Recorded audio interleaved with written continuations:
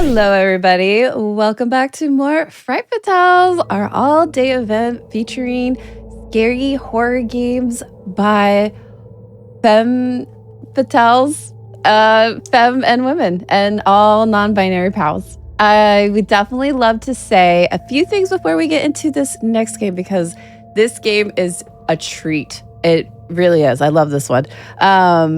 But before we get into it, I just want to let you all know that if you have missed out of any of our Hotfix shows or GDQX last weekend that happened just recently, be sure to check out the VODs on our YouTube channel. Go to Games Done Quick. Also, registration is live for Awesome Games Done Quick 2024. If you'd like to attend the event in person from January 14th to the 21st, go to the website for more info, and it includes the attendee registration and hotel booking. So be sure to check out the schedule at gamesdonequick.com, and you can see what you're looking forward to the most. Alrighty, well, speaking of what I'm looking forward to, I'm looking forward to this game. It's very, I've seen it. It's really good. The runner is great. Commentary is great. So we're going to have a fun time with this one. I would love to introduce, we are going to be having Big Scared running this game by our commentary, JPEG. And whenever you are ready, say hi, introduce yourselves, and then let us know when to start the timer. Hello. Thank you, Rue. I'm Big Scared. I'm a queer variety caster here on Twitch. I play a lot of horror games, but I also do a wide variety of stuff. And this is just one of the few games that I run. I'm joined by my friend JPEG. Would you like to introduce yourself real quick? Yeah, hi. I am JPEG, JPEG_EXE, in whatever you want to call me. I am here to have a good time. I love this game, and I love every time that Big invites me to hang out because it's just the best. I hope y'all are ready for a fantastical time. Time's gonna start as soon as we click in, which is gonna be in 3, 2, 1, let's jam. So for those of you who are unfamiliar with this game, the Chant is a third-person survival horror game that came out late last year. It is set on a spiritual retreat. Yes, you can infer whatever you want from that phrasing. It is intended to be inferred that way. We are currently in the 70s. We will not be in the 70s forever, don't worry. But right now we're playing as Babs, who is very pregnant. Don't worry, everything's gonna be fine. We're just running around right now because she broke the circle. The thing that you need to know about this island, about this retreat, is that it is owned by a particular family that has a very specific idea of how they want their social affairs to go. We'll get into that, of course, as the game goes. But right now, the important thing is Babs is running away because she realized exactly how bad it's gonna be if she stays. So this is our tutorial. We get the running, we learn about our push mechanic, we get the general pace of chase segments, which are going to be a very prominent feature in this game. And it also sets the tone as far as what to expect from the gloom, which is this otherworldly area that we're in right now. It's currently purple, but it will be other colors throughout the run. So there's our flashback sequence. Remember Babs? We're never going to see her again because the ending that we're going for will not show her again. We are now in the modern day, and we're playing as someone named Jess. Jess has trauma. Let's just put it that way. She lost her sister when she was young, and her friend Angie was there. And to this day, they still haven't reconciled the fact that they both feel really bad about it. And so when Jess has a memory of this, she calls Kim about her sister Angie and ends up at this retreat, which is where we are now. I did, but I'm finding a way to move on. I guess this place really helped you. Honestly, for the first time in my life. You might notice that I'm fighting my camera. I'm having a little bit of controller I'm happy for you, Kim. sabotage. So this is going to be interesting. It's just trying to make this game, because this is a very normal, happy, peaceful part of the game. It just wanted to scare you specifically. Yeah, it wants to induce a threat here because this is a lot of walking and talking. It's a lot of gathering. This is still the tutorial of the game. because this is where we're going to learn things like crafting and basic combat. Now, you might be wondering, what does the combat look like if we're here at a spiritual retreat together? We're going to use melee combat and some supernatural abilities that we will acquire throughout the run to fight otherworldly things, zombified cultists, our friends who, spoiler alert, will become possessed at some point and or abducted by these supernatural entities, and then also whatever the final boss is, and you'll know what I mean when we get there. Can we talk about this more when we arrive? I mean, have they become possessed, or have they just found true peace and enlightenment in a way that, just we can't comprehend because we're not there yet? That's so valid. This game talks a lot about like what is real, what is fake, whose perception of reality is true, like what are the implications of this other dimension. And so who am I to say that the reality that we start this game in is the correct one and the one that we should be leaving in. So we're being introduced here to a panic mechanic. In a casual playthrough, you're probably not going to want to spend a lot of time in that state because it's generally distressing and it's a little obnoxious. It drains all the color from the environment and makes it hard to see pickups, and it makes you unable to physically combat enemies if you are in a battle sequence.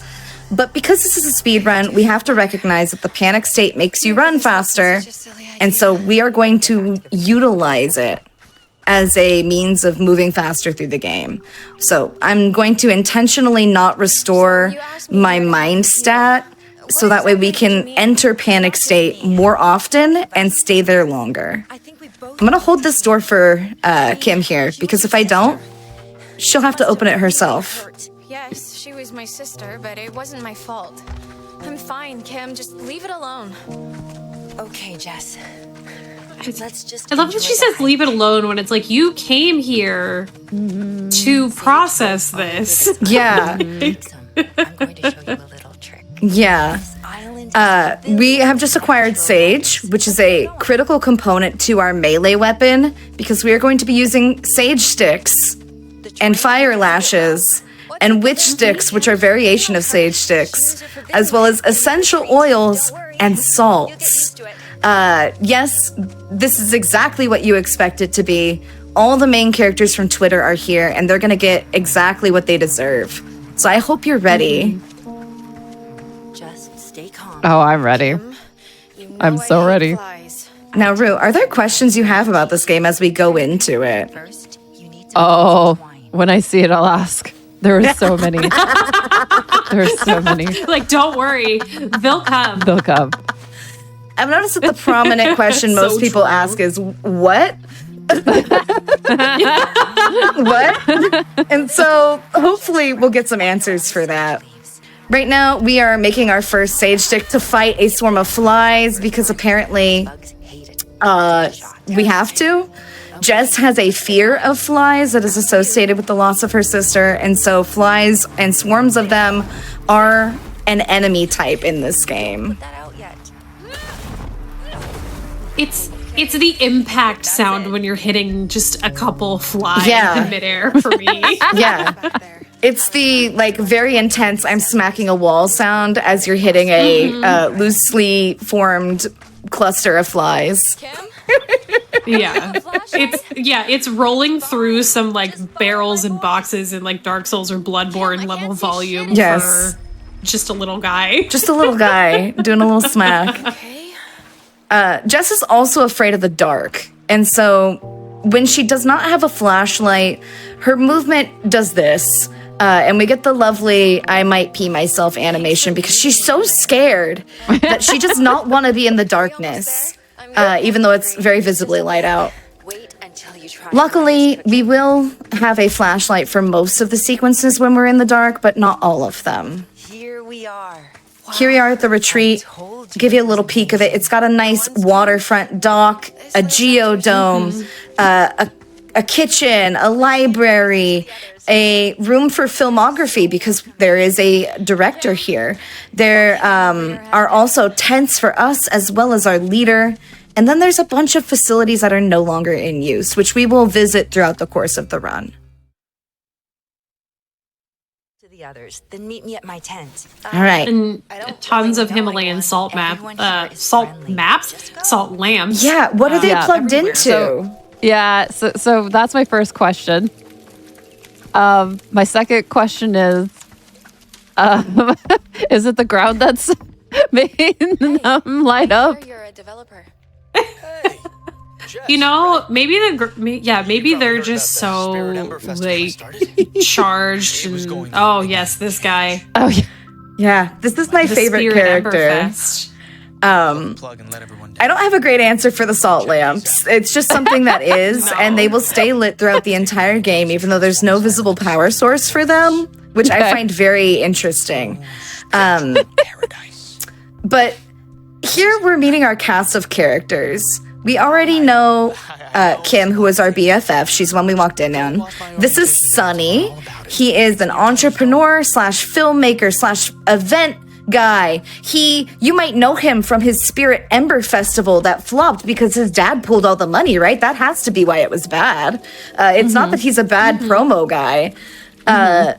We will also be meeting a herbalist that is our chef.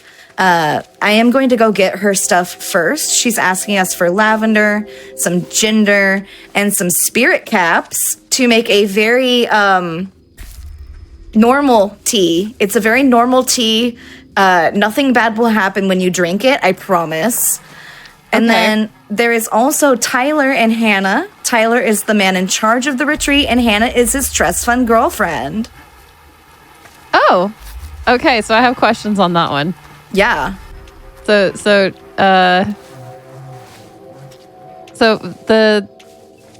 lavender, the ginger, and then what was the third one? The spirit caps. Spirit caps. What is spirit caps per se? So spirit caps are mushrooms.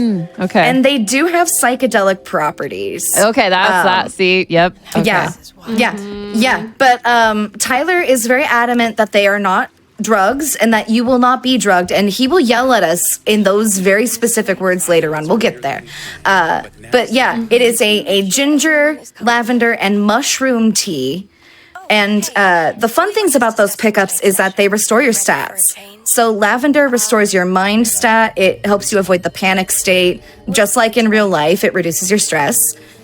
Ginger is good for your heart, and so it helps your health meter. And then the spirit caps restore your mind, your spirit meter, which gives you your abilities throughout the run.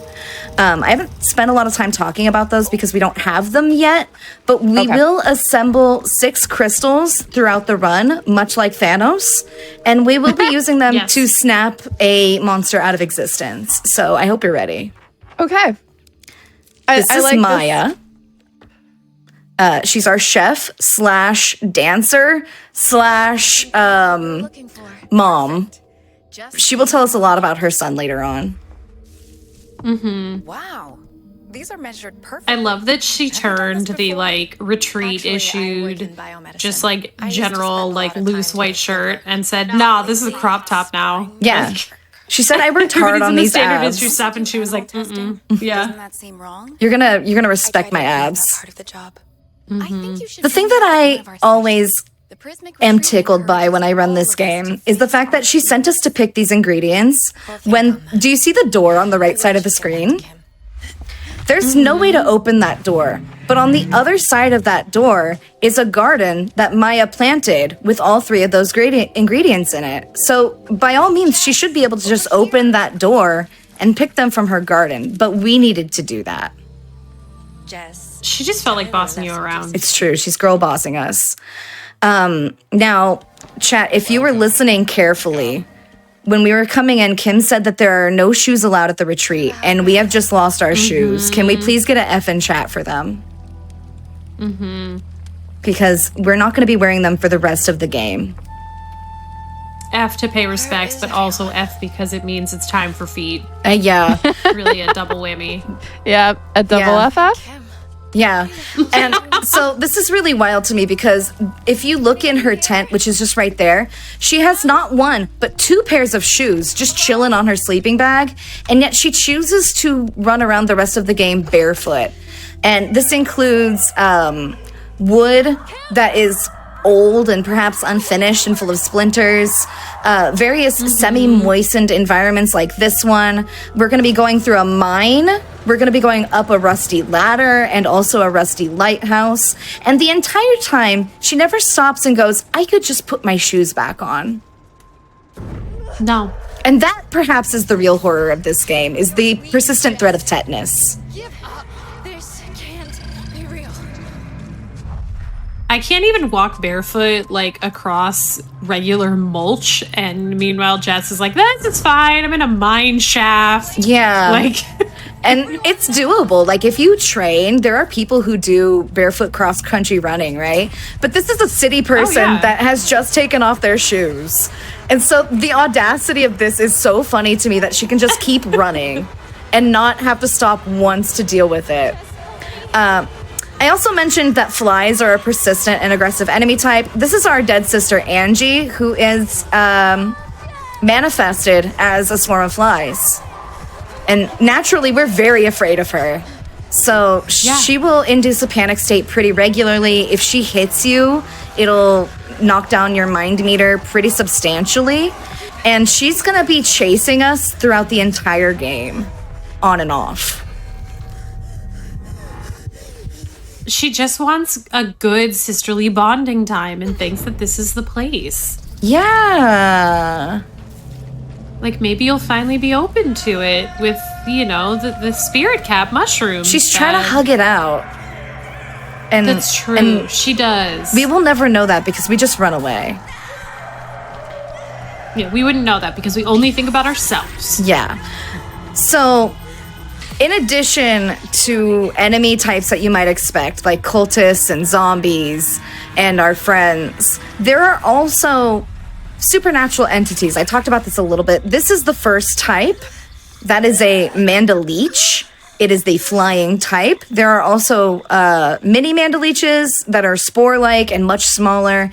And then there are Mandacores, which are very large versions of the floral thing that are more or less tethered to an environment. The Mandacores are required to defeat to progress in certain areas of the game. Mandaleeches, however, will stun lock you, and in certain situations, they can become run killers. Get away from me! Here's Tyler. He's gonna gaslight us a little bit. Don't listen to him. He's wrong. It's her own fault, okay? She broke the circle. Yikes. After you drugged us. I didn't drug you. That tea is 100% organic. It's 100% organic tea. He didn't drug us. I don't know what to do. That's definitely how that works. Yep. What should I do? Yep. Just get out of my way. It's all right. We're going to tell him to get out of the way. And then we're pretty much never going to deal with him again. He'll Yay. pop up in one other scene where we have to listen to him talk. But Tyler, he is very welcomely not a big feature of the speedrun. You know, for being like the leader and everything like that right now, or like, you know, kind of important. The speedrun's Yeah. Anyway. On a casual playthrough, like that, though. they really build him up to be like the big bad. But plot twist, he's not. He's just a goober that isn't thinking very hard about anything he's doing. Yeah. Let's just put it this way. I'm not a big fan of Tyler. Nobody really is. This Cult is leader Nepo baby. yeah, cult leader Nepo baby. I'm good. Excuse you. These are one of the cultist types. They come in several variations. That is your basic. There's also a flying type that will spit at you. There's a beefier melee type that's a little bit taller and more aggressive. And then there's ones that crawl on the ground. Those ones are the worst because they're hard to hit. But more or less, you can run past a lot of them. We're going to come up on Kim here. Is she okay? Kim? Is she good? Yeah. Yeah, I think so. This is normal behavior. Oh, yep, that's normal. I feel like this is normal when you spill your strawberry jam so thusly. I would Yeah. also be crying if I had to clean it off a white floor.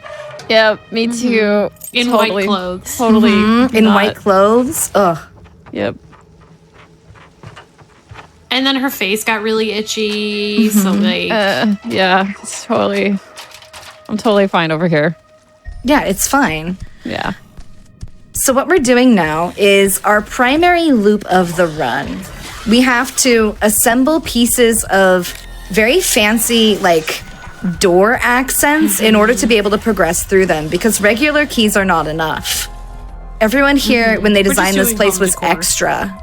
And they're like, yes, I need symbols to open this door. It's a metaphor.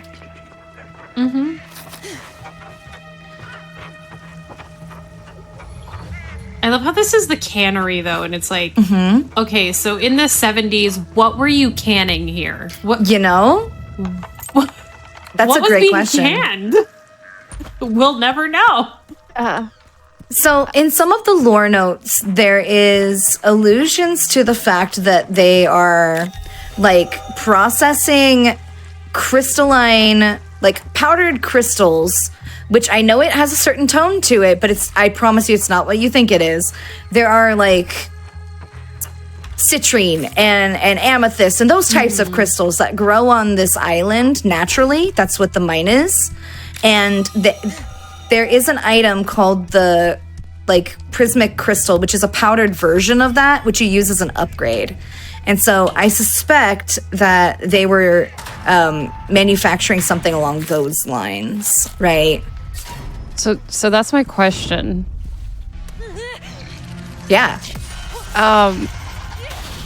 Sorry, I'm so distracted. I can't imagine why. Yeah, I can't imagine why. Okay, so every single time above the head, right? Like the little white, little cloudy scribble things. Is that like impacting the mental? Yes, that is a mind attack. If Okay, you that's a don't mind shake it attack. off quickly, you'll get stunned and it'll drain your sanity bar. Interesting. Okay. This is our first boss fight. It's our best friend Kim. And this is going to be a very violent fight where we have to push her face into candles and also that mirror in the corner of the room. But no, she got me. Ooh. The catch here She's just demonstrating what you'll need to do. Yeah. is because we do this to Kim, she gets to survive. Not twice! Not twice! We got the fuck!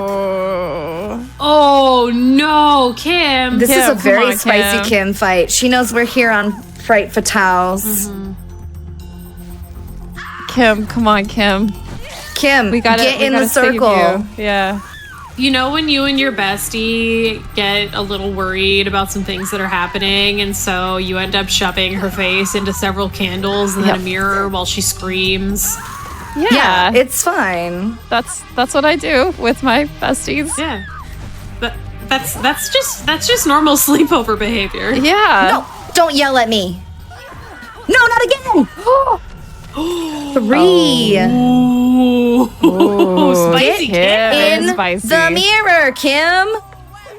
It wasn't strawberry jelly, it was jalapeno. Yeah, she was chugging the Tabasco, her. But She's sleeping. she's eating. It's gonna be fine. She's gonna nap it off. And when we see her again, she'll be much calmer. Don't worry. Okay. Don't worry. That's Thank you, chat. Kim, this is a target. Yeah. Oh, hey, the crystals are the salt water still going. Yeah, they're still going. And they're going to be going the whole time. We did, however, because Crystal, Kim there is sleeping, we get her crystal, which in turn gives us her ability to yell at people, which I don't know why we didn't have the ability to do that before, but now we do. To make sure. So It's my secret. Yeah. that's how you learn Where are you that. Yep. Okay. You have to pick up the orange crystal off of your angry friend after she gets knocked ran up out. the hill. I Okay. don't think he's okay. Now, We need his you might be wondering, Kim's still hurt, and I can't someone just is having a bad time, right? They run away. You're in hot pursuit, I'll right? get Sunny back. Okay. Just be careful. Should you stop and talk to someone? Or should you just For let... like a while. Yeah. The fact that Hannah stops us there to be like, he's running away. when we were clearly the one chasing him is always so funny to me. So my one question is, I have two questions now. Yeah. You're trying to pursue him, but she stops you, but she doesn't ask what you're doing either. No. Okay. Just to clarify, I know that was a question within a question, but I had to have a string of questions to understand the logic. Listen, there's going to be so many questions by the end of this experience, and I promise you, you will have fewer answers than you need. Great. I'm ready for it. I'll have more Okay. questions. Yeah. Sonny's running off into the mines. Sonny's my favorite character because he has a lot of really good one-liners. But we get to see him do a little scamper right here. Look at him go. How did he get over there? Oh, look at him. Look at him You go. know, he foreshadowed that you're going to the mines because before he kept saying like it was my idea. Yeah. Mine. So you Yeah. know, he's going where it's mine. Yeah. He truly is a pioneer and an innovator and a trendsetter in every way. And he will force you to go with him, whether or not you want to. Okay. I love the little jellyfish. Me too. But it's like, They're probably not friendly. yeah. Yeah, I was not. wondering if they're enemies Yeah. or, okay. So the spores will infest you, very literally. If they're allowed to take root in you, you will become a creature. We will see it very shortly what it looks like. That thing. Yeah. So these flowers, the mandicores, the mandaleeches, the various spore iterations of them, what they're doing essentially is luring you into this dimension to feed on your mind, to feed on your spirit and your essence. And they want to very literally plant their children inside of you. And so that enemy there is what happens if they succeed. Okay. We will also see the act of them engaging in a violence later on. It's pretty brutal, but essentially they're telepathic and they can talk directly to you. Without using words, and they will promise you things. So Kim was promised a degree of absolution in the incident involving Jess and her younger sister, right? Because Kim felt guilt, and she's like, "You blamed me." Da, da, da. And so the Gloom promised her that if she brought Jess here, she'd get closure. Sonny was promised success and the approval of his father. If he was able to make this retreat a good place, his daddy would finally be proud of him. Maya is being promised the reincarnation and or resurrection of her dead son. Hannah is being promised friendship. Tyler is being promised glory and money.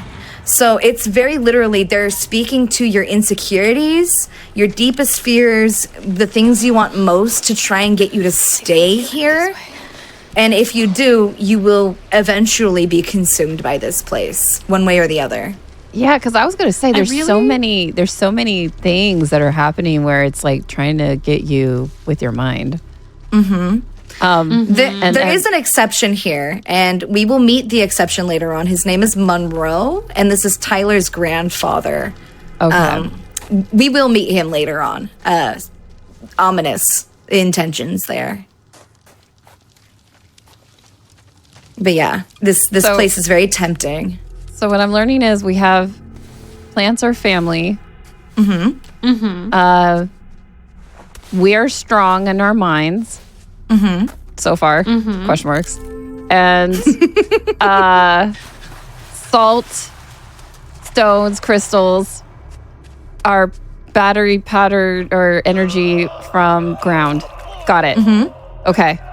Yeah. Much like a potato, the only thing you Yes. need to power your dreams are a sage stick and a crystal here. Okay. Yeah. This makes total sense to me. Yeah. I'm going to treasure my sage from now on. I'm never going to let it go. Yeah. You never know when you might need to hit some flies with it. Exactly. Yeah. And I want to point out for folks who might be worried about this, it is not white sage, which is a closed practice. I do not encourage folks to utilize white sage just for lulz unless you're part of the communities that already do. But this game does not try to conflate that. It's just regular sage, which is, I think, a very responsible choice on their part. Now, what's not responsible here is running around in this mine with this much water on the ground, trying to put on the electricity with no shoes. And your water. No shoes, feet in the water, operating decades-old fuse boxes. This is risky business, especially since there are infested frogs here.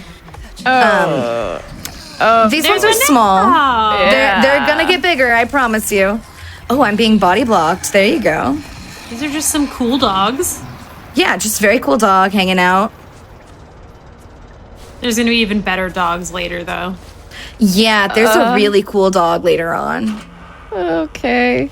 I'm ready for the dogs. Frogs? Dogs? Well, this one's a frog. dogs. The dog is later on. Oh, they're. Everyone say hi. Okay. Oh, that's hi. Hey, buddy. Now, the big frog will always try to give you a kiss. You don't want that because it will unlock you. Spaghetti. Yeah. That was a lot of tongues.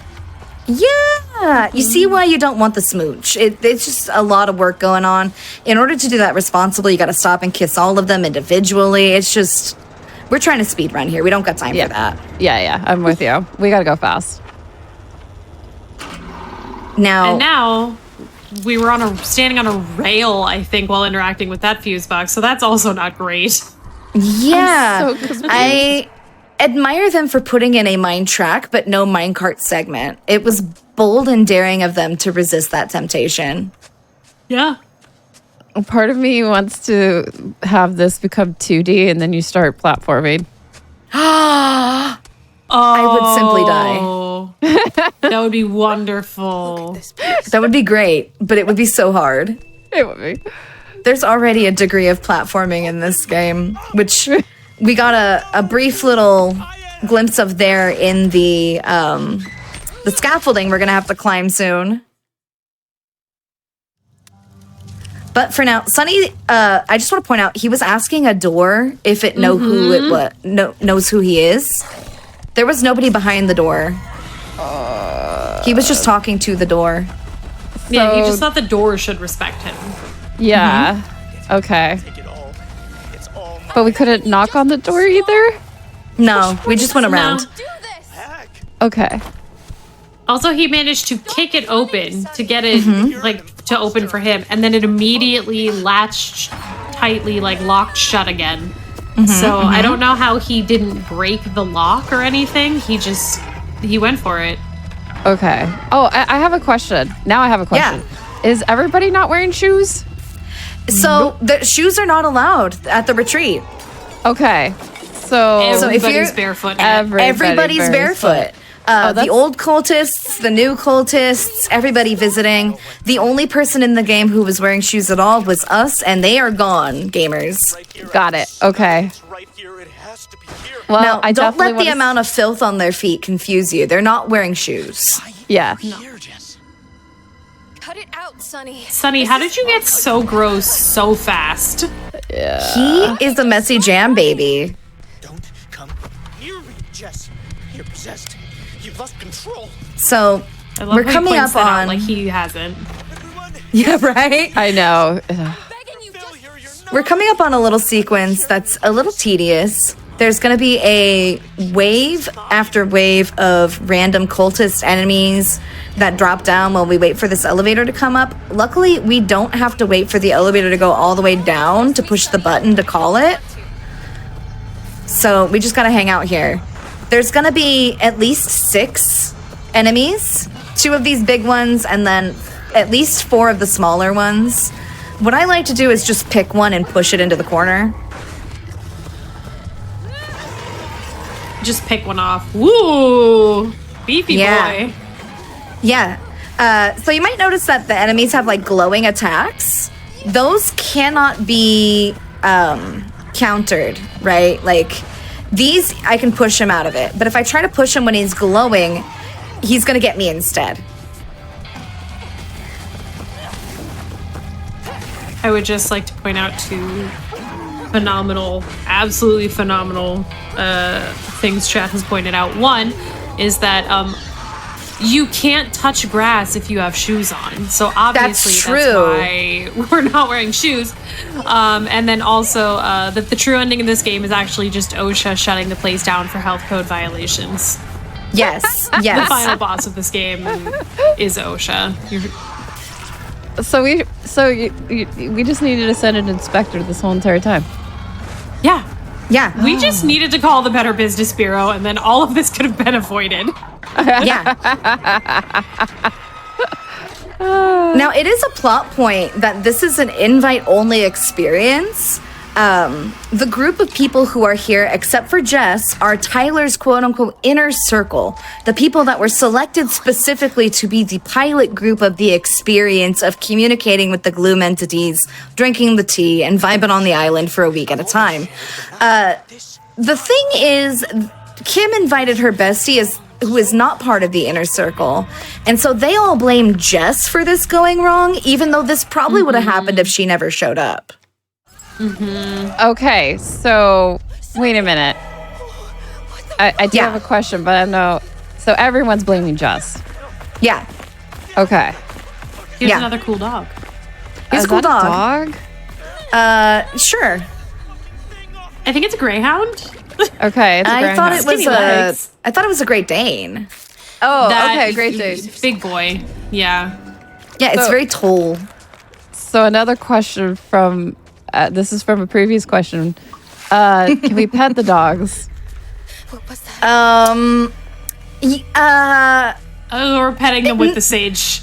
We're going to Okay. be petting the dog with the sage and also with salt. So in the loosest sense, sure, we will be Okay. petting the dog. But in the most strictest sense, no, I'm sorry. Okay. So Sage and Salt are our best friends.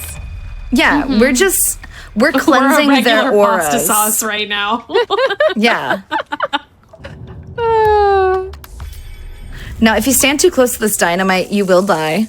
I have tested this. Don't do this. Please, please, do not stand too close to the dynamite. It will kill your run. Oh, it will. Okay. This is my PSA. Yeah. It looks like you have at least like a good like marker on the ground of like this is good distance, which is nice. Yeah, the visual indicator of safety is the rocks on the ground.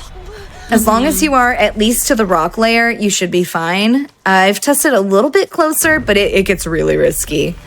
And even if you get too close, you'll still take way too much damage, and it'll eat up your resources that you need for later on. Oh, I want this to end.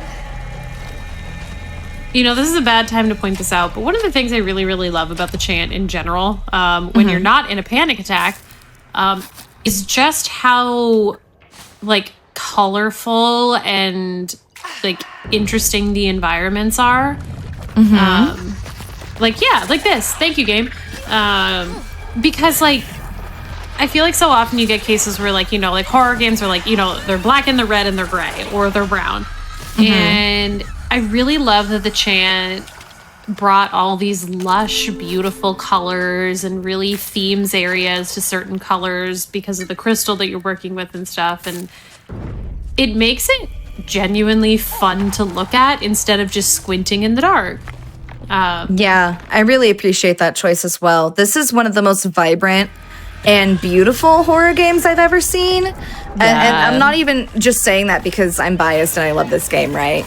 Like, this is genuinely one of the most beautiful and vibrant games. I had to turn the brightness down, which is not something you'd expect to hear about a horror game. Yeah, that's true. Because normally And- it's dark. Yeah. And over course of the dev cycle, because this is a fairly recent game, it came out late last year, they have actually made steps as a dev team to make it more visible and more accessible. So you might notice that there's health bars above the enemies. Those were not always there. they are also color coded to indicate what types of items you should be using against those enemies at any given time. That was not also part of the game. And so, like, color is an integral part of this experience.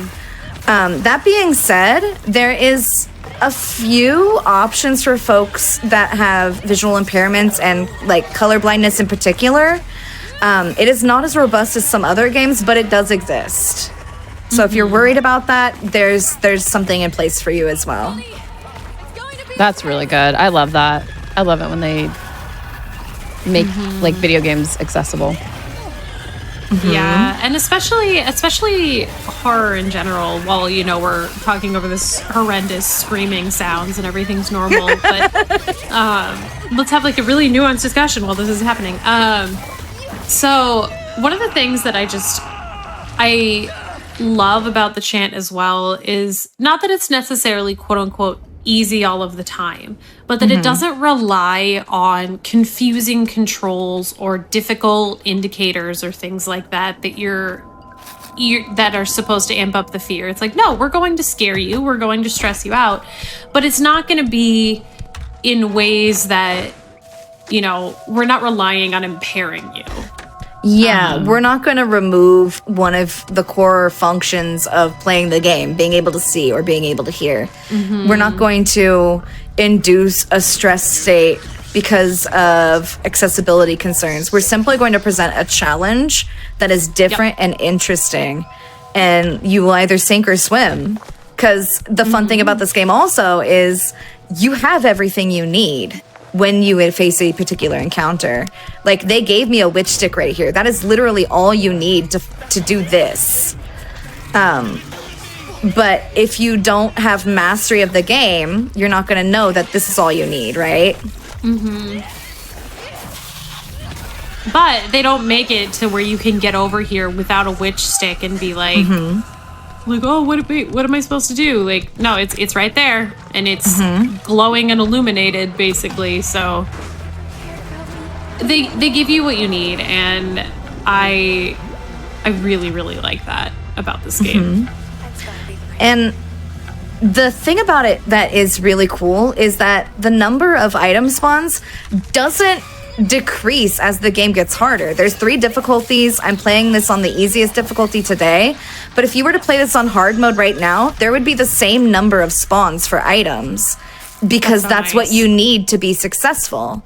The challenge comes in things like aggressiveness, durability, how long your items last. And so taking away the components you need to make the same number of items doesn't actually make the gameplay more challenging. It sabotages you in this game.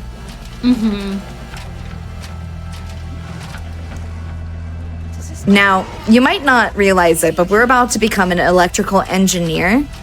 I've gathered a gear and a lever, and we are about to restore power to this island. Yes, that's the right one.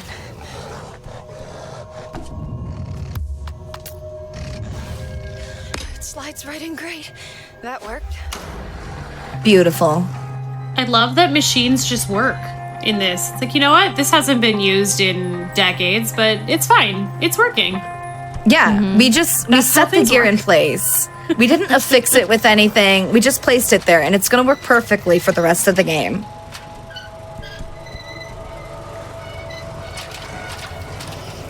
I have to admit. Oh, go ahead. Sorry, what they? We saw it for like a quarter of a second, and then didn't make a comment on it. Is that like the mailbox that you're supposed to put your letters in definitely just like drops off and doesn't go anywhere? Oh yeah. Oh wait, really? It's a bucket on a stick on the side of a cliff. Oh, and if you look very carefully at the asset when Jess is being forced to like get away from it, the letter simply falls out the bottom of the bucket into the ocean.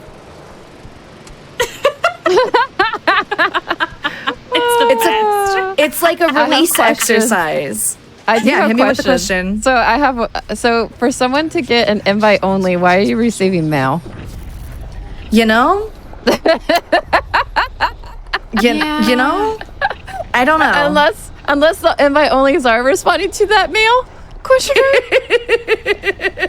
Maybe it's just Monroe is like reading all the letters and is like, you know what? I'm your pen pal now. Yeah. It's just sending stuff back. So the letter is to your, like, to yourself. It's a letter that you write to yourself. So all the letters are going down in the ocean. Yeah, they just drop down into the ocean because it's about like writing down what you're afraid of and like what you want to release here, and then it's the act of doing that. But they don't convey that clearly. They're just like, put it in the mailbox. Yeah. They just let it happen. So then I have another question. If you write letters to yourself, does that mean you're putting a whole bunch of love letters in the ocean? Sunny had a fatal accident. More or less, yeah. Yeah. Okay. And does that mean the ocean is our true enemy? Question mark? I'm sorry. No, the ocean is the love of our life, and I hope The she. ocean is our girlfriend. Yeah, the Okay. ocean is our girlfriend, and I hope she returns our affection someday. Kim, just Ooh, I agree. Okay. I like this. I like this a lot. And then the ground is our energy. come here. Yes. Kim reached Yes. out. Okay. I thought this Earth is As you energy. can see, all of our Himalayan salt lamps. Good. They're hard No, to say. that word, the Himalayan salt Himalayan, lamps, yeah. are still very well lit. Oh, wow. Yes. Sunny approached me today. I do appreciate the ocean is my love. The ground is my energy. Sounds like Sunny was in My soul is in question with my mind being in liberty. He spoke to me in the gloom. That's poetry. Yeah. Did you see him? I just heard his voice. That's you have just now nailed this game, basically. Yeah. Real? I Enough right yep. now, that's for sure. If you've never played this game, congrats. Now you know the whole story of this game. See something you don't.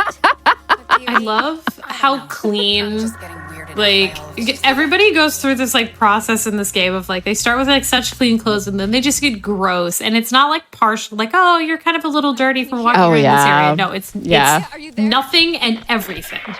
Yeah, Yeah. it's immediately thrashed. Yeah. It's like I don't know what is jam or dirt. That's basically what I keep thinking to myself. Little column A, little column B. You never dropped your jam sandwich on the ground and had the dirt in the jam? That's kind of what's happening, except there's no sandwich. It's just them.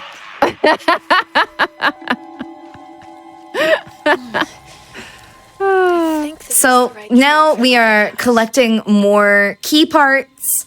Maya has a theory that if we simply get the lighthouse working, we can harness the powers of the crystal energy to stabilize the gloom fields around the island. I know that probably didn't make a lot of sense to you, but I promise it doesn't make sense to me either, because it's not going to work. Spoilers.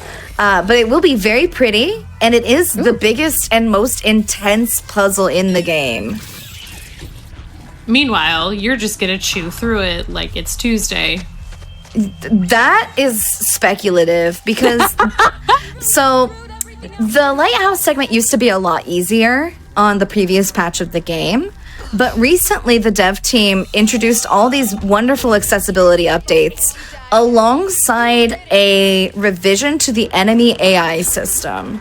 And so while there are things that make this version of the game more approachable, namely like knowing what and how to do things, specifically the combat, but like it also makes it more challenging because your basic enemies are going to be in places you don't expect them to be. They're going to be doing things that maybe you don't expect them to do. And I have a theory that on the current patch of the game, enemy RNG is more consistent if you play it on hard mode. Oh, Because they will always just be doing the worst possible thing. You can trust them to be absolutely terrible. Understood. You can trust them to be awful as opposed to like, okay, is she going to be in here? She's not in here. Where is she? Usually there's a bee lady in this room. Where is she? She's gone? I hear her. This is what I mean. Sometimes the bee enemy will be in that room body blocking you from making your way through it. Sometimes she'll be just entering that room.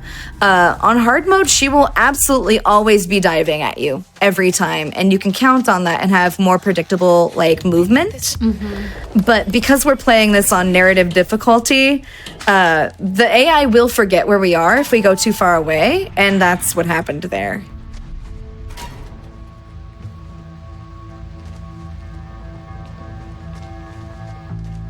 All right, it's time for puzzling. There are 2 major puzzles in this game. The first one is the lighthouse puzzle, which is effectively using various crystals on turrets around the arena to make a very pretty design that will also serve as a symbol of power and also other things which we'll get to.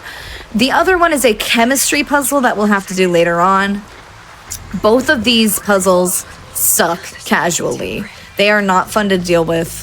But in the speedrun, at least this lighthouse puzzle is pretty straightforward.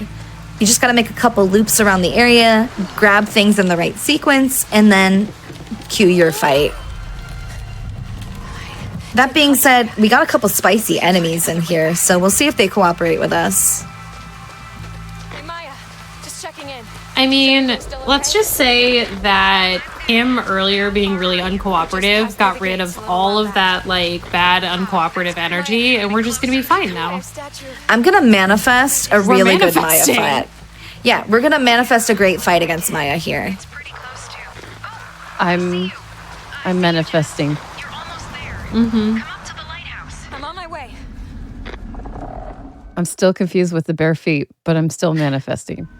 You know, just accept that the bare feet are going on this rusty ladder. I'm so sorry. Yep. I'm yep. so Oh, sorry. Yeah. Yeah. Oh, yeah. I love how we completely ignore the "It's always sunny" like pictures strained together thing on the wall there. We're like, cool. Anyway, Yeah, the conspiracy boards are given. Like that's the least interesting part. It's the tetanus that we should be scared about. honestly though, That rust. Oh, that rust. Oh, there's so much. Oh, there's so much. 30 years of rust minimum. Probably Yeah. closer to 40. I'm gonna. And go with also, the 40. Maya's already dirty. What did she do? she just rolled around up there for a while. She just got on the ground and rolled in it. You know, I would believe that. I can't believe we're playing No One Lives Under the Lighthouse right now, like game within a game situation. Wow. Oh. I love that game. Me too. Okay, so our first objective here to get the lighthouse working is we need mercury. Okay.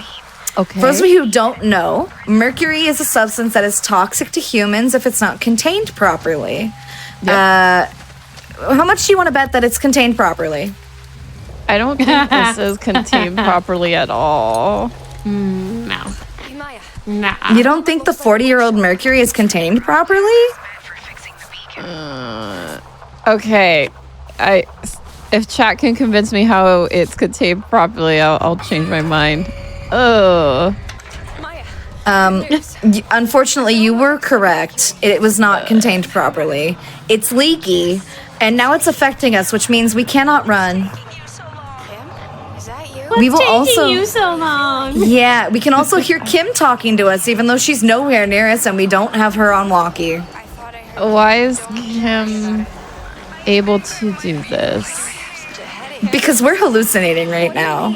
We're still under the the effects of the tea from earlier, and also the mercury is messing with us.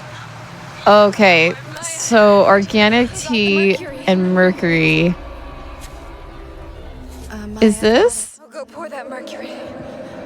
Is that Kim? No, that's Maya. Oh no, that's Maya. That's the one that's a mom, right? Mm-hmm. Okay, she's a mom. We're gonna hear a lot about her son soon. Their story's really sad. Yeah. Maya lost her son because she received misinformation about vaccines and chose not to vaccinate him. And when he got very sick and didn't make it, she took it very hard. And so throughout this whole sequence, we're going to hear a lot about how she feels, her inability to process it properly, and also what the gloom is promising her, which is perhaps the most horrifying promise in the entire game. Because Yeah. the entities here are very literally being like, yeah, we can bring back your son. It's working. We can do that. Just hang out here longer. Oh. Well, And yeah, she believes especially- them. because like everybody else is like, oh, like it feels like the rest of them are like classic or at least like quote unquote attainable of the fact that like it's like, okay, like fortune by influence and friendship and belonging and all this stuff. Like you could make an argument for any of those. Resurrecting a child is completely on another level. Yeah. It kind of reminds me of Full Metal Alchemist Brotherhood, or just Full Metal Alchemist. It's an anime that, yeah, can touch on that. But basically, it's never a good idea to do something like that. Yeah. I want to point out real quick for folks who have seen my previous run of this game, Maya didn't stop me to talk there. This is something I discovered within the past week, that if you just take a wide enough berth on her, the conversation marker does not activate. And you can skip a 2-minute conversation where she's just like, should I believe them when they say they can bring Seva back? And you're like, girl, please don't believe them. And she's like, but should I? Should I though? And you're like, girl, please no.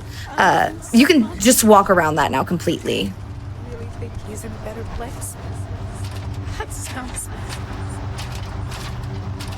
I hope so. Yeah, while she's meant, like, you're definitely, you know, supposed to look at all these people and be like, you, in a lot of ways, like, you hear her grief, and they really did personify her and make her complex. And I really appreciate that. While these characters all like represent, like, you know, they're basically, like Big said, like Twitter main characters a lot of the times, they're not flat. And I think that's another thing that just, there's a lot of details about this game that I do genuinely really, really like. Oh, yeah. That's why I'm with you on that, because I feel the same way.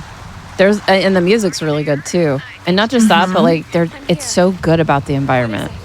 Like, as in, like, the enemies, and then the characters, and, yeah, like, it's just, it covers the 5 senses, if that made sense.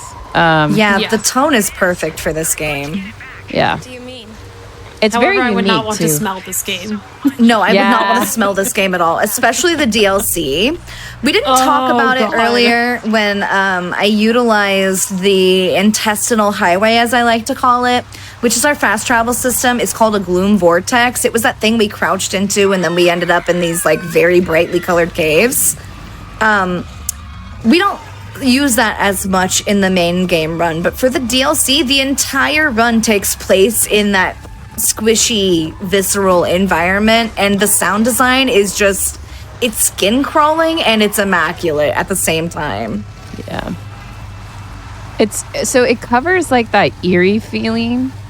Like you're still waiting for, like, you know what I mean? It's so eerie the whole entire time. And that's what I like about it. Like, even when I saw like the first scene, I'm like, wait, what is going on? Yeah, it really kind of captures you like right from the beginning, even though at the same time you're kind of like, what was up with that? Where's Babs? What happened? Like, the game's like, anyway. Yep. Yeah. That was cool, right? Bye. Yeah. The thing about Babs that we didn't really mention is that she's Tyler's mother. So the reason why she's here, the reason why she's important, is because the child that she is pregnant with is Tyler. So that was okay. Yeah, that was his backstory of like why him and his family did not succumb to the cult, right? His mom made the brave choice to get herself and him out. And then, of course, Tyler, being the clout chaser he is, he's like, my family owns an island. I'm the yoga guy.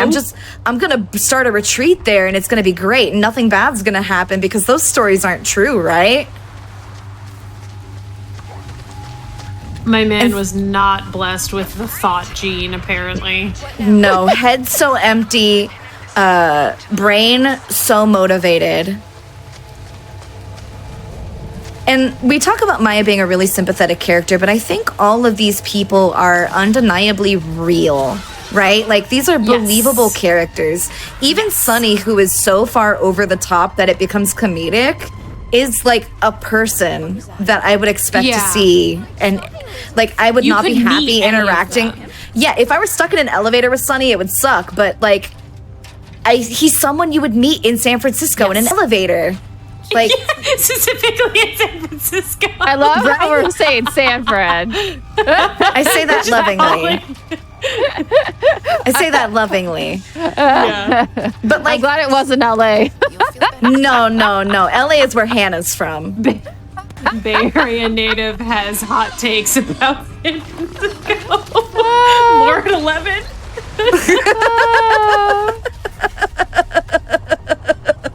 All right, so these are the enemies that are a little spicier on this patch. We'll see if they chase me. They're gonna chase me. I dodged the spit. That was a good dodge. Yeah, Thank you. Just very casual little duck there. Yeah. All right, we gotta wait for them to catch up a little bit. Because if we hit the stasis too soon, yeah, the spitters do float. They're just floating. He's just floating. Yeah. They're just vibing. Yeah, that's a vibe. All right, so this room is also pretty decor. spicy. You're assembling home goods wall art before opening doors in this game. Yeah, you are. 100%. I have to admit the enemies are quite unique. I love the enemy design. Yeah. Yeah. All right, we're not going to go too far into this arena, so that way the other enemies do not spawn. One of them spawned. Oopsie. It's all right. We're just going to fight it while the swarm is... Oh, they both spawned. It's swarming. This is going to be interesting. We're having times. We're experiencing situations, everybody. Just chant things. Don't worry about it. Okay. Just chant things. Just chant. Chat quick. Manifest success. Yeah, manifest. Ooh, I like that one. Manifest success. Just say that 5 times fast and we'll be good. Yeah, it's not... I don't trust myself to. Me neither. Ooh. Getting bullied. There goes both of my heals. That's okay. We survived. That's the important part. Yay. So, you might have noticed that the spores flying at us were taking a pretty hefty toll. We will inevitably get the ability to summon. Yeah, we'll say summon. Summon those to our aid, but they do very much chew on you.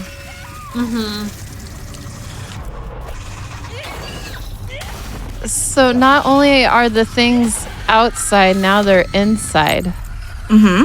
Okay. That was kind of a question, but I answered my own question. Yeah, the gloom is everywhere. There's lore documents that say that it's not contained to this island, but that the crystals that grow here sort of enhance it. And so the implications, especially after the DLC, is that this gloom dimension is omnipresent and that it can be accessed anywhere. Okay.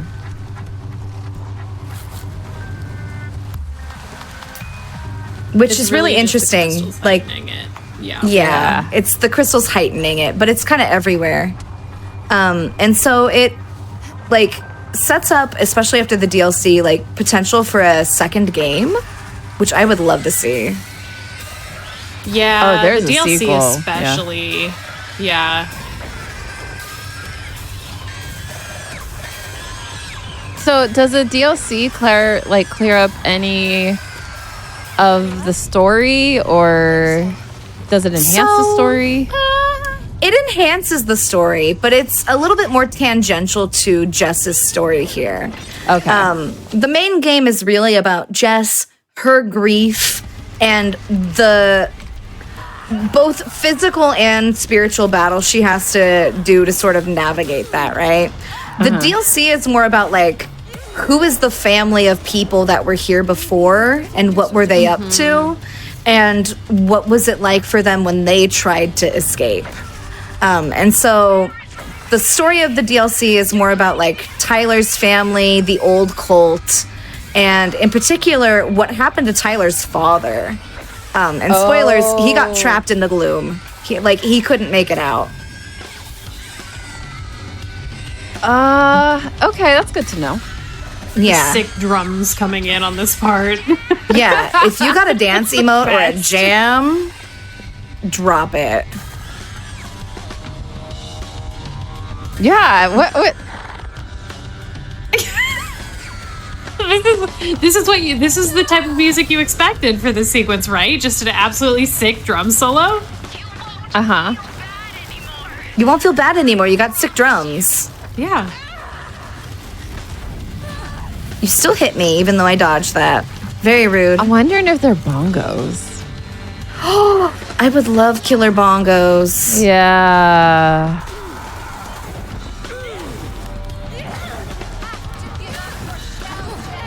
No, it is a drum set. Okay. But it would have been cool if they were bongos.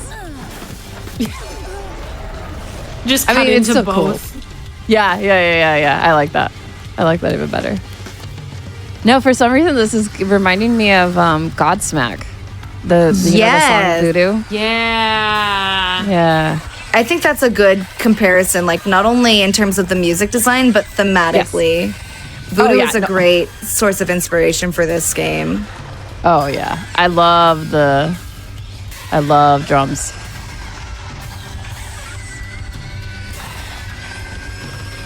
So you might be wondering, what exactly am I doing? Yeah, what are you doing? Well, I have... We have questions too after to this. destroy Maya's children. These are her children that she was promised to replace Seva. Remember how she lost her kid? These are her babies. Okay. And she produces them by expelling them orally Okay. into the world. And so we're going to inherit that ability from Maya here once this fight is over. But in the meantime, I just got to bully her. She doesn't get to scream children into the world. We do. Yeah. While we have the sick drums going. I love the drums. So I did have questions. Why is the Aurora Veil happening when there's lightning? It's the impact of the green crystal because it was loaded into the lighthouse. So now you notice now that I have the green crystal, it's no longer in effect. So whenever we are in the gloom dimension, it reflects whatever crystal is necessary to traverse it. Because that was Maya's area, we needed green power. Okay. So colors, as was mentioned before, colors is very important. The game is color coded, like fundamentally, not only from a zone perspective, but from like a top down. This is where you go, what you need. It's sequenced for you. You start with blue, and then it's orange, and then it's green, and then it's red. No, it's blue, orange, yellow, green, red, purple. I mean, you weren't kidding. We're basically Thanos getting the Infinity Stones on this. Yeah, but, you are. I mean, I like I these believed better. it. Yeah. Instead of stones, you get crystals. It's true. And we only have to wear the one around our neck, even though we have them in our possession. So we don't have the gaudy jewelry that is just cumbersome. Now, unfortunately, we still need to gather Tyler's crystal, even though he's not cooperative and does not like us. So that means we need to break into his house to steal it. He's been acting so out of character recently. So I have another question. I meant to ask you. Hit me with it. Tyler, Why is she clean? It's complicated. Because that's Hannah. Hannah's just Hannah. It's not that the vibes are immaculate, but her clothes are in fact immaculate. Yeah, they're still white. We need to talk. Can't you see I'm trying to think? What Tyler and Hannah are interesting because I'm not going anywhere. Tyler, You've already got I understand why he's here. Hannah, from the lore standpoint, is literally here to fund it. She doesn't do anything. She's not really part of the yoga community.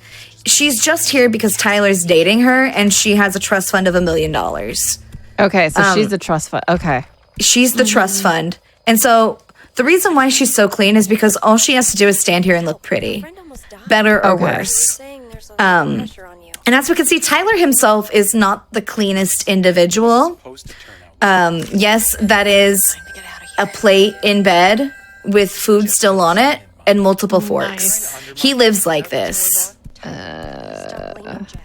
It's the multiple forks for me. Like, was he sharing?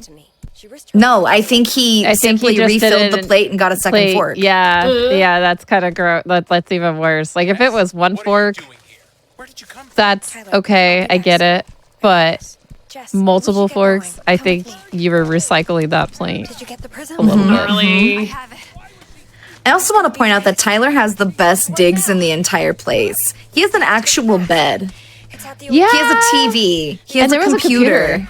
I saw the Yeah. computer. He's got a couch. He's got a full kitchen and a barbecue. He does not have to eat what Maya makes them.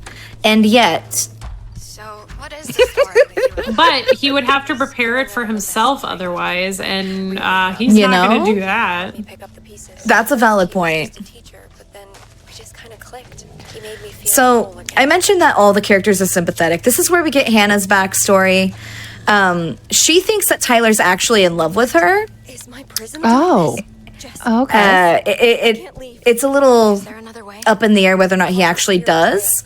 She talks at great length about how she sees him as her soulmate and how they're destined to be together and how, like, what should I do? He won't even put a label on our relationship. Like, that is the narrative Hannah's going through.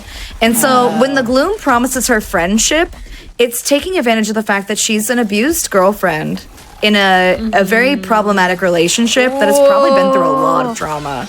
But she doesn't realize it. She doesn't even realize it. Oh, that's bad. That's so bad. Hey, Jess, you there? Yeah. What's up? I've just been thinking about Tyler and me. And when you think about it for more than like 5 seconds, the real monsters in this game aren't necessarily the creatures here, right? The Gloom is just sort of doing its thing. They're animalistic, they're hungry, I get that. But the real villains are the people.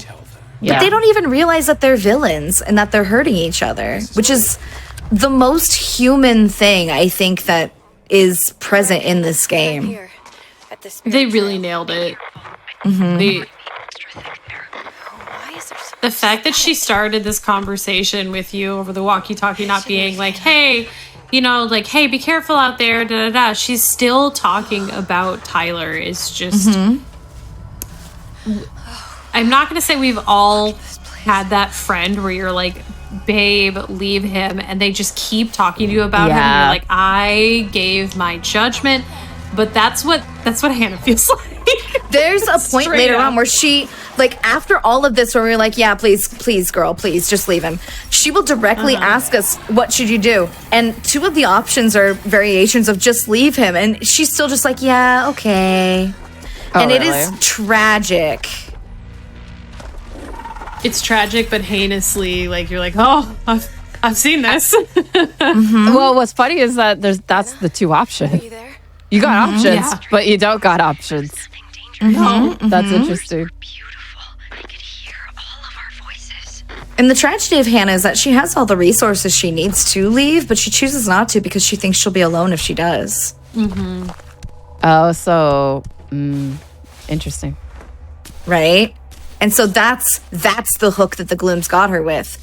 I'm going to start talking about the end of the game here because it's relevant. So if you care about spoilers, maybe do a la la la for a few minutes while I talk. La, la, la, la, Hannah la. here Just kidding. is a very special character because Glad you're okay. the Gloom promises her friendship, Stuck with Tyler. and the means by which it's going to promise that is also resurrection. But that includes the people that we directly killed I'm ready. on the route to this ending of the game. And so Got Tyler's prism. we are going to be making efforts Help Kim that way? throughout this section here where we're helping Hannah do her thing. to try to resurrect our friends, but we don't realize that that's going on. And along the way, we are also going to resurrect Monroe, who is the old cult leader, a whole swath of cultists, and also some really interesting looking dogs. What did they grow? I think food mostly. Yeah. Sure psychedelics too. Different kinds. That's okay, though. Yeah, they're all shaped like Friend. It's fine. I mentioned chemistry earlier in the run. This greenhouse puzzle is the chemistry puzzle. We need 4 specific plants out of the 6 that grow in here that are unique ingredients. There are more plants than just 6, but 6 of them can be used in this puzzle. We need the crystalline plant, the toxic plant, the spiky plant, and the odor plant. But we're not going to grab them all at the same time because we do also need a wheel to engage with the puzzle. Before we can do that, Hannah's going to lock us in dialogue. She's going to hand us a document that explains this process, but it's obtuse. It's all symbols. And so the way that this puzzle is meant to be solved is by walking around the greenhouse, looking at the patterns on the boxes, figuring out which of these symbols are supposed to be mixed together, and then doing the science appropriately. But it's consistent every time. And so once you know where things are and what to grab, it doesn't really matter what the note says anymore. This is not an RNG puzzle. Please do not panic about that. Don't panic. We'll leave the panicking to Jess when she sees some flies. Yes, that's exactly what she does best. So, I do have a question. So the storyline for Jess, we're kind of skipping it a lot because of the, like, they're in the cutscenes, right? Yeah. Okay. So Jess had a sister? Yeah. So Okay. when Jess was a teenager, her 10-year-old sister was annoying at the beach one day.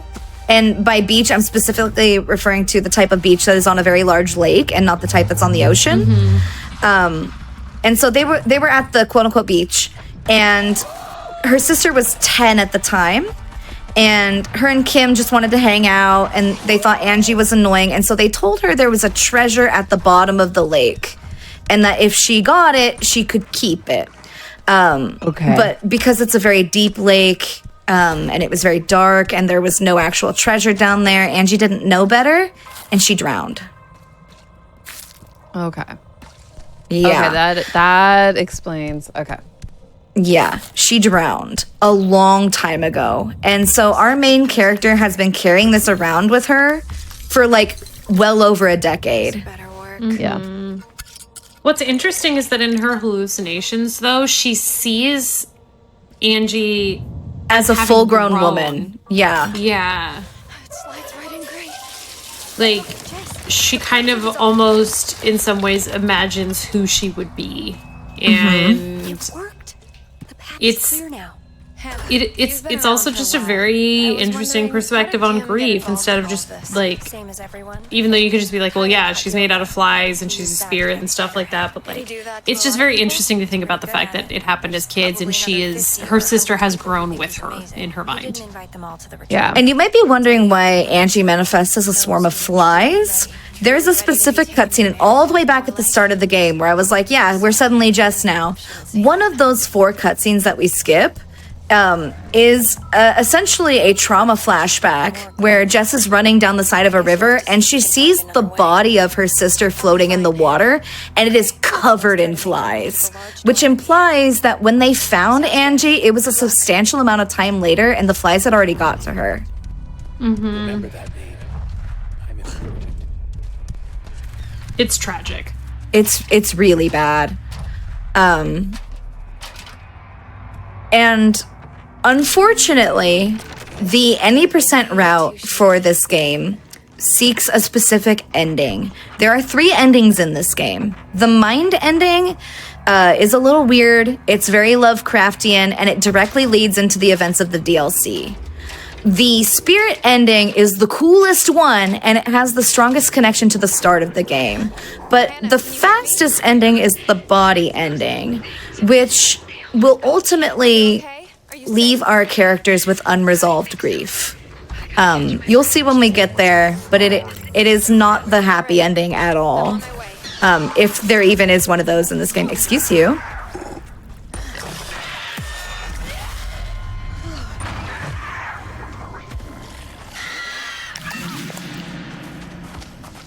But in the meantime, we have to get some orb. We need 6 orbs specifically. So if you have orb, please ponder with me. True. Please ponder orb. Okay. We might have there. I don't know. Chat might have a few orbs. There's a chance. Good. I think I'll ponder what orb and the meaning of orb is. What is the meaning of orb? Is it the meaning of life or is it an orb? It's orb. Orb is life. Orb is love, orb is life. We have 6 pineal orbs. Pineal referring to the pineal gland in your brain. Yes, this is a New Age reference. From the lore standpoint, the pineal gland here is what's activated and enables you to connect with this gloom dimension. So we're essentially collecting hunks of brain that have turned into orb. Yeah. Because that's how brain works. Brain become orb. So orb You know, is life. when you have enough gloom, you become orb. Hannah? I think so. What's the gloom like for you? My Let's not talk about brain it. Yeah. is an Don't waste orb. our energy. Should be through the door You behind processed that one in real time, I think. Yeah, I did. Also, we're absolutely disgusting, and Hannah is totally clean, even though we had just watched her sit on the gross ground. Yeah. I want to talk a little bit about the crystals themselves and the abilities they give you, because Hannah's ability here is really interesting from a lore standpoint. In the speedrun, it will do very little for you. It's an invisibility spell. I will use it exactly one time. It doesn't actually make you invisible, but it does make enemies sufficiently less aggressive. Each of the crystals are filled with unique energy that is contributed by the people who wear them, right? So Kim, who is very angry and yells at us, her crystal, the orange one, gives us the ability to yell and do the pushback. Sunny is an entrepreneur, and so he's really interested in these crystals, and he can summon them at will because they're for him, right? Hannah hers is invisibility. Oh. Which speaks volumes not only about how she sees herself, but how she carries how herself in the she- world. Yeah, so she feels invisible. Yeah. It's also foreshadowing for the fact that Hannah is our final boss of the game. Oopsie, surprise. Yeah. I mention that now because we've been building up this whole time for a reveal, which we will not get because we're not going to watch the cutscenes. I'm sorry. But up until this point, we think Tyler is the big bad because he's uncooperative and he's rude and he's acerbic and abrasive and he's still mean, right? Mm-hmm. But like, Tyler is head empty and he doesn't realize what he's doing.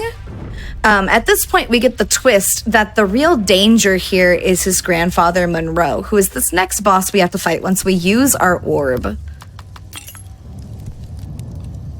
So we're assembling the pineal glands of the old cultists to unlock a door. No, these are not our prismatic crystals. Those are in our pockets. And we will be fighting zombie grandpa here very shortly. Wait, so we get orbs and crystals? Yes. Okay, that's way better than stones. What is this Yeah, place? we get This is the double. ritual space Yeah, for the group that exactly. used to be here. You can almost feel the prismic energy. You can There feel the must have been a prismic lot. energy. Yeah, maybe 100, maybe more. This is where we Okay, learn so that this Monroe is- sacrificed hundreds of cultists here for his prismic science. The lore of the fire lash is also really tragic. This is the only time I'll be using this weapon besides the final boss itself. This is a disciplinary weapon that the old cult used to use, and I think that should tell you everything you need to know about Monroe here. Yep. He has the mask. I love you running, and Hannah's just walking. Yeah, she's vibing. Oh, she jogged. She's jogging. Now, She was Monroe's walking for not a dead. which you should probably infer by the fact that he's a zombie. But we have to fight his lackeys now. This is a wave battle. If we're lucky, this will go quickly. If we are unlucky, it will not. We got good spawn here. The second spawn is the tricky one. Yeah, knock it over. Disrespect your surroundings. Yeah. All right, I'm gonna come over here. I'm gonna grab this. Nope, I don't need to grab that. All right, the important part is making sure the crawler is standing. Got him. This crystal's being extremely rude. The crystals are both your friend and your enemy, in multiple ways, right? Because the damage they do also damages the ads, right? We just saw this crawler here take a whole host of damage just because it was in the path of the crystal beam. But it also damages us if it hits us. Are you serious? Rude. Oh, this is bad. That looked bad, yeah. It's fine. Everything is fine. There might be some cultists, and they might have some opinions. They might just want to talk to us about, you know, how we're doing, how we're feeling. Have we thought about, you know, diversifying our income or anything like that? It's all right. We got it. Nice. That is the worst fight in the entire run for that reason. If you don't have the proper crowd control, if you don't hit those spikes at exactly the right time with the grouping in just the right pattern, there will be one that will knock you off the crystal every time. It's worse on the second round when the crawler's still running around because you need to use the crystal itself to take out all the enemies there, just because of the way the mana system pans out. But in that third round, as you saw, it's also still pretty risky. Monroe is the place where a lot of runs fall apart, and even though that was not a perfect Monroe, that was still a really good one. Yeah, it's a bummer that like really like a reset point like that is so late in a game, yeah, or even just a speed run. Yeah. Mm-hmm. I know that feeling with Final Fantasy Mystic Quest. Mm-hmm.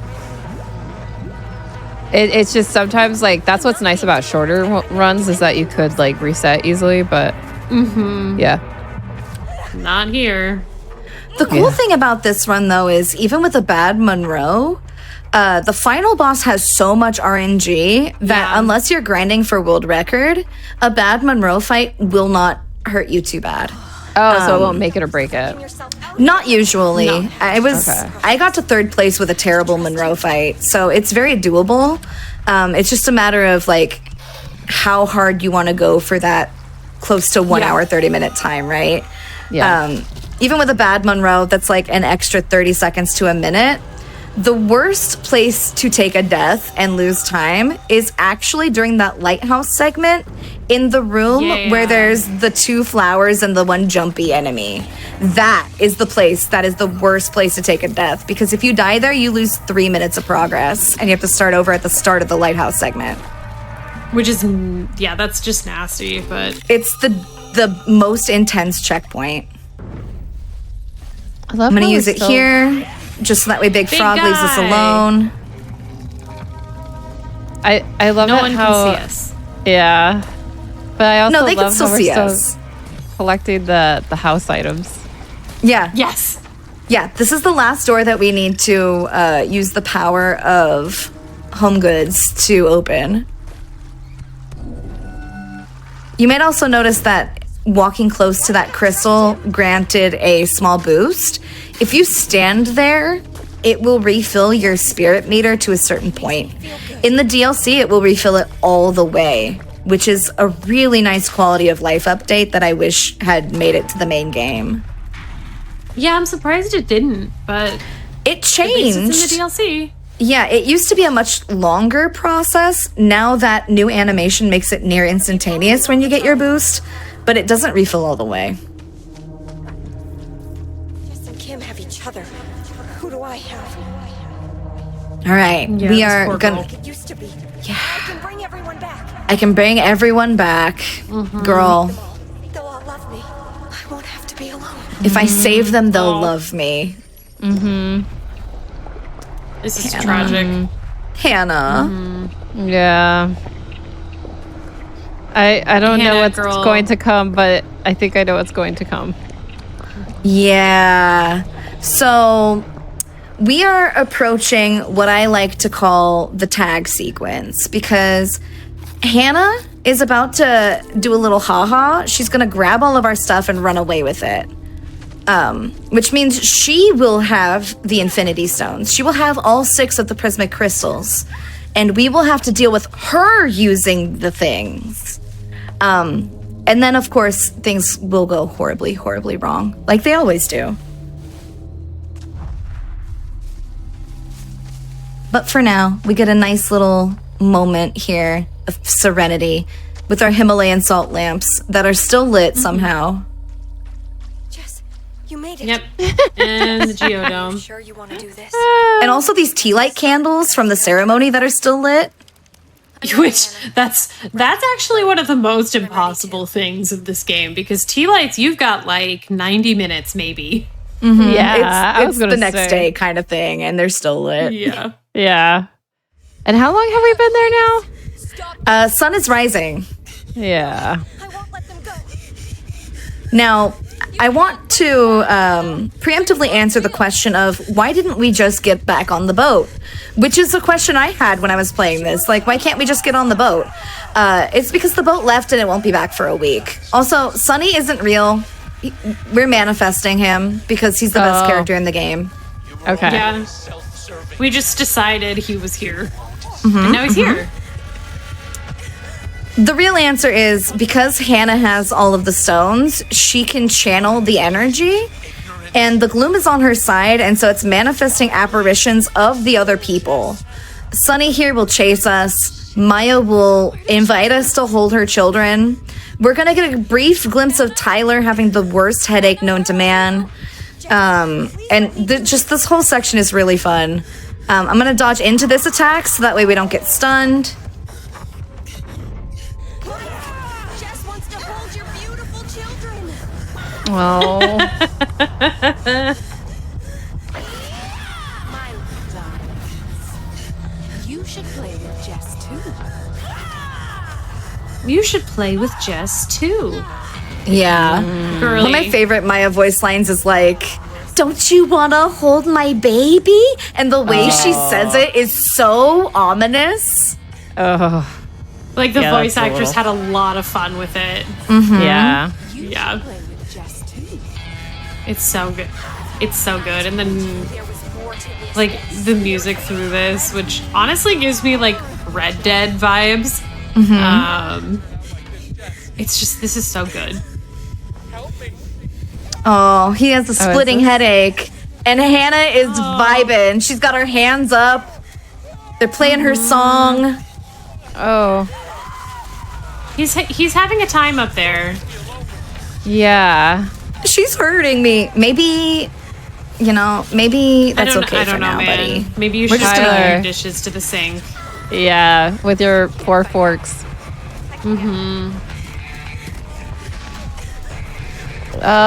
There's a lot happening right now. Oh, yeah. I was just thinking, Oh, I love yeah. how wild this game gets at the If end. you Like, think- it has a Yeah. lot, and then it's like, oh, there's more. If you think this is a lot, I would like to introduce you to the final boss. Uh-huh.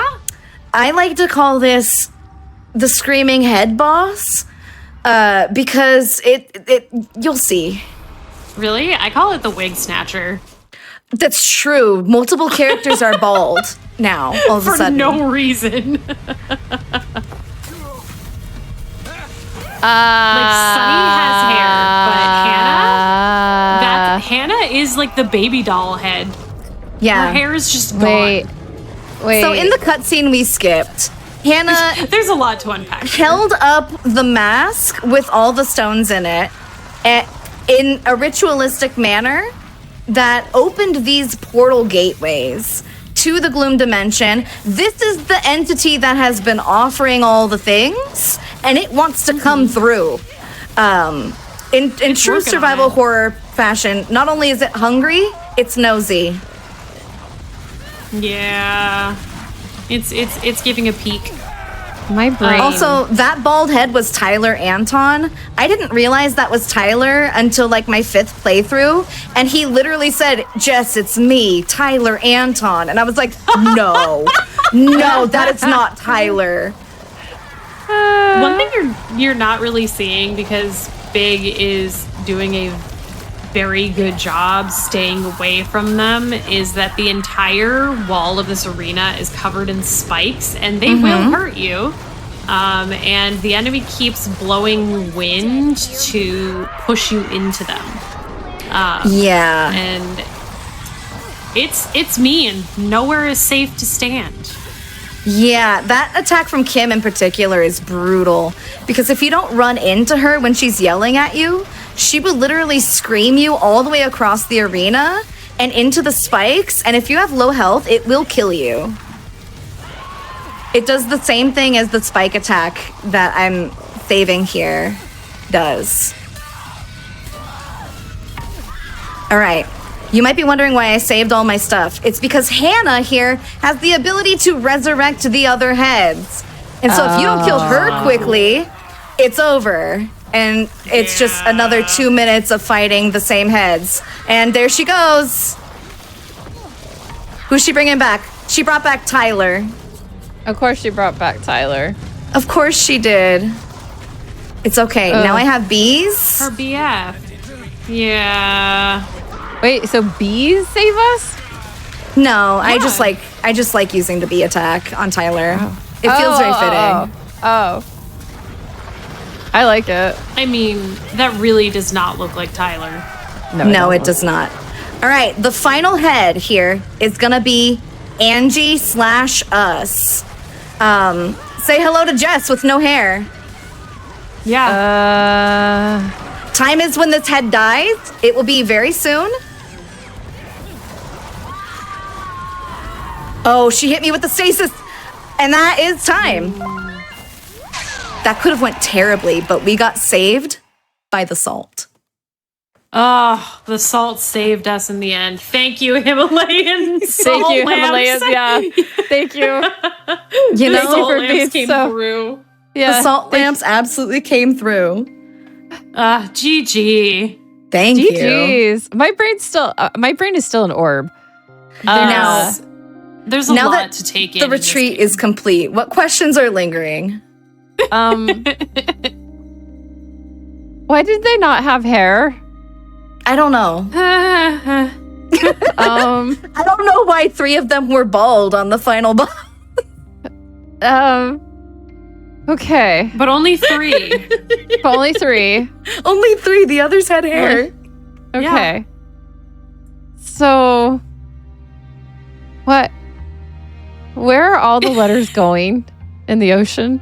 Yeah, in the ocean. Yeah. But like where in the ocean? Are they just like falling or drifting? Yeah, they're just falling through the bottom of the bucket and off the cliff into the water unceremoniously. I doubt they're being collected. Okay. My other questions are, huh? I think really an important question about this game that you're never really going to truly be able to answer is, what parts of this were the spirit cat mushrooms and what part of this was the eldritch nightmare that we were actually in fact summoning? You know, like where's the line? Like, Where's the lines of who was who too? Because it like when we were in the gloom, we had like, I know we had sections and stuff, but it was like trying to figure out who was who. You know what I mean? I know the sections were there, but maybe I don't know, that there was a lot going on. But I do agree that the lines do get blurred when it comes to the gloom part, where I'm like, I love it because everyone's in it, but at the same time, who is who? Exactly. So that's the kind of those kind of questions are in my head. All right. Well, my other questions are, where can everyone find you both, and how do you get involved into this speed run? So this is quite a speed run. This is a great speed run. yes. Yeah, I'll answer Amazing. that one first. I started running this as a joke. It was that simple. Me and one of my stream teammates, Garlips, were playing this casually at the same time, and I was in his chat, and we were ripping on the game because at the time it was our first playthrough, and we were like, "Why is it like this? This is so weird." And I was like, "Haha, what if we speedran this?" And then we both learned the run. We raced each other, and now I hold the record for hard mode. I'm third place on the any percent, and I hold the record for the DLC as well. And I'm a mod for the board. So, like, if y'all want to get in touch with the Chant community, all you gotta do is let me know. I'll hook you up. Yeah, because this is quite a speed run. I know that there's actually a lot more going on technically too, because there's a lot of dodging that you were doing. There's a lot of movement that I know you were specifically doing in a specific way. I might not understand it because I haven't played it, but I could see a lot that in terms of a speed run, it's a great one. It is a wild ride. Yes. Where can everyone find you? Do you stream? And then after that, I would love Jay to answer that question as well. Yeah, I live on Twitch as Big Scared. So that's the easiest place to find me is here on Twitch as Big Scared. I am in most other social media places also as Big Scared. But there are two exceptions, X/Twitter, whatever you're calling it today. I'm Big Scared with no punctuation or spaces. And the same is true on Insta and Threads. So if I'm not Big Scared, I'm Big Scared. And if for some reason you find an account without my picture, it's not me. I'm not on that site. Jay, where can we find you? You can find me on Twitch at JPEG_EXE or the Bird app as also JPEG, ALSO, JAYPEG. I'm working on getting a Blue Sky. I just need to actually sit down and do it, but you'll be told where that is if you follow me on either of those other two platforms. So I'll make sure to link you there. And if you need me the rest of the time, I'm probably hanging out giving commentary on the Chant for Big Scared. This is the best. So. Yes. I mean, as a master of spelunking and crystal knowledge, you are by far the best commentary person I can ask for. So thank you. And also, thank you, Rue, and thank you, Lana, for having us. Yeah, well, this has been a delight. Oh, yeah. No, thank you. Thank you for, this was quite a game. I have to admit, when I saw it, I was like, okay, this one's unique. So yeah, definitely want to say to everyone who was here today, thank you so much for being part of our Fright Fatales event and having us have all these cool, scary games, and they got scarier, and I definitely had some scares. And I appreciate everyone who was on today, the runners, the commentary, Lana, also the GDQ tech and crew and production team. So just want to say thank you all. That is unfortunately the end of our Fright Fatales event, but we will have more tomorrow. We do have another event going on. It's going to be a one-off with church, and I will just say it's definitely something to kind of look out for. But also, if you are curious, it will start at 1 p.m. Eastern, and it's tomorrow, and it's featuring a full day of scary speed runs. So stay tuned for that if you're interested in doing that. Also, if you want to learn more about AGDQ 2024, you could go check out the website at gamesdonequick.com right now. We do have registration as well as the hotel booking is up and going, and the schedule is out. So check it out. See what you're the most excited for. I'm going to say this is a wonderful, scary event. Had a ton of fun with the Fright Fatales, and there was moos and feats and Himalayans, and there was so much going on. So I definitely have to say, stay tuned for just, if you're interested in seeing this event, for anyone who's missing it, you could go and stay tuned and look at it on YouTube. It will be up in a few days. Thank you all again, and I hope you have a wonderful night full of questions. You all have a good one.